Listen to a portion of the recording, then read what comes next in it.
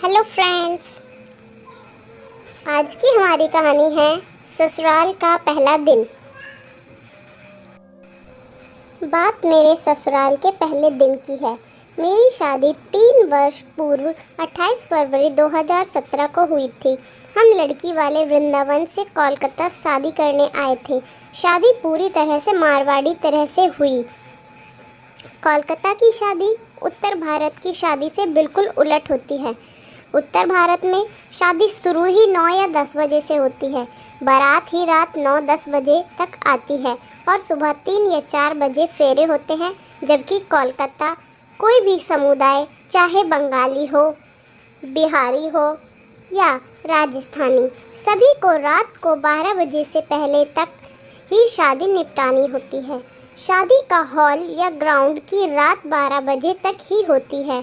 शादी की रस्में होने के बाद रात को 1:30 बजे मेरी विदाई हो गई।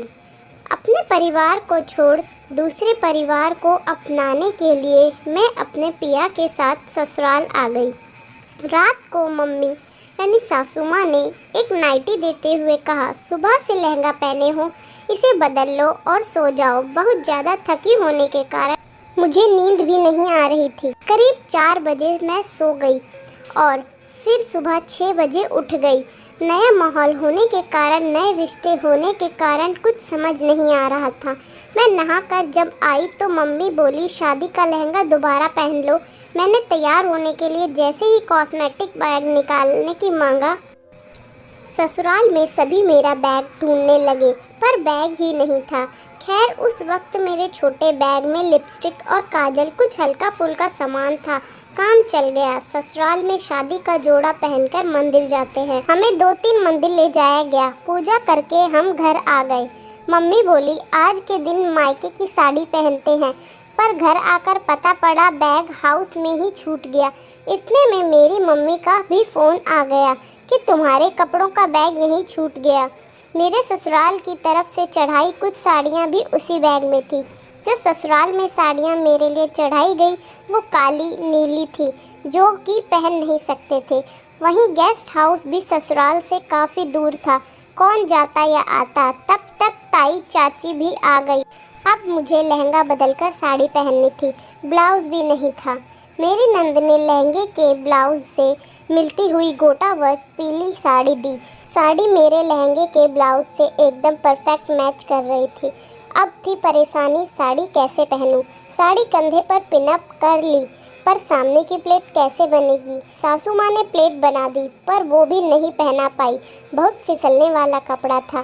तब चाची सास ने मुझे साड़ी पहनाई। घर पर सब रिश्तेदार आ चुके थे। रस्में शुरू हुई। मुझे एक ऊंचे पाटे पर बैठाया गया। मारवाड़ी रस्म के अनुसार नंद ने मेरी चोटी बनाई, सासू माँ ने खाना खिलाया। अंगूठी खेलने की रस्म हुई और तीनों बार अपने पति को हराकर मैं जीती।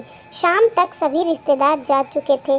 मैं पगफेरे की रस्म के लिए अपने भाइयों का इंतज़ार कर रही थी। मेरे दोनों भाई घर आए और मैं पति और भाइयों के साथ गेस्ट हाउस आ गई थी। मम्मी पापा को मिलकर गले लगा लिया। सभी रिश्तेदारों से मिली। मैं बहुत खुश थी। मेरी बहन कमरे में ले गई। मुझे मायके की साड़ी पहनाई, मेकअप किया। खाना पीने के बाद रस्मों को निपटा। अब विदाई की बारी थी। मेरा दिल अब बैठा जा रहा था। अब तक रस्म और शादी के कारण कुछ पता न पड़ा। कल सभी वापस लौट जाएंगे। जब वृंदावन से आए थे हम सभी साथ आए, पर अब मुझे छोड़ सब चले जाएंगे। मेरे मम्मी पापा, जिन्होंने पाला पोसा, पढ़ाया लिखाया, मेरे लिए अच्छे बुरे फैसले लेते रहे, पर आज अब से मैं उनके लिए पराई हो गई।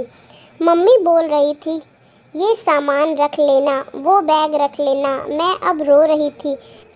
मेरे अपने सगे संबंधी रिश्ते पीछे छूट रहे थे। मेरे भाई बहन जो हमदर्द थे, हमराज थे, पीछे छूट रहे थे। क्या सच में मैं पराई हो गई? आज हमारे अपने जो अजीज़ थे, एक पल में पराई हो जाऊंगी। क्यों लड़कियां ही विदा होती हैं? मैं सबसे गले मिल रो रही थी। आज वह सब महसूस हो रहा था जो अब तक सुनती आई थी। अजीब सी पीड़ा जिसको शब्दों में बयां नहीं कर सकते हैं। यह रस्म क्यों बनाई? जब भी उस दिन को याद करती हूँ तो बस एक तरफ खुशी होती है कि जिस साथी का इंतज़ार था वह तो मिल गया, पर एक गहन पीड़ा, जीवन के दाता बिछड़ रहे हैं और फिर आ गई मैं अपने ससुराल। कई अनगिनत सपने और यादें, हंसी खुशी गम जो मैंने अपने माँ पापा के साथ जिए। सच बाबुल मेरा नेहा छूटा जाए, इससे ज़्यादा शायद और ना लिख पाऊँ। Thank you.